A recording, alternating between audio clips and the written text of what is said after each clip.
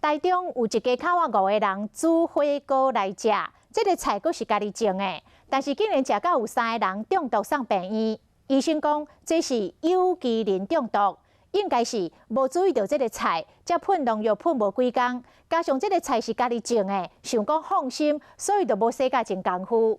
专家讲，这个青菜买回去一定要用大量的活水冲洗至少2分钟，而且要洗好才来切，安尼才会当来去除掉残留的农药。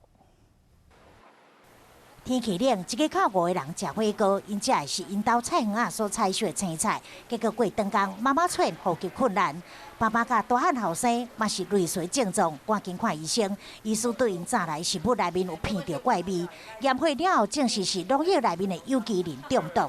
可能是清洗不干净，或者是说药物的半衰期还没有完整代谢掉，所造成的一些药物残留。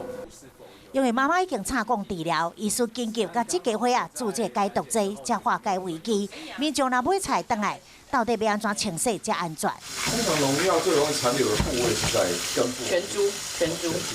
除了用大量的清水冲洗至少2分，嘛免个干洗球啊，连这菜骨的部分嘛要洗好清气，另外一定爱记哩，先洗才搁切的完整。因为节切后的蔬菜，它的节切处的伤口其实会吸收我们在洗菜的时候溶出来的农药。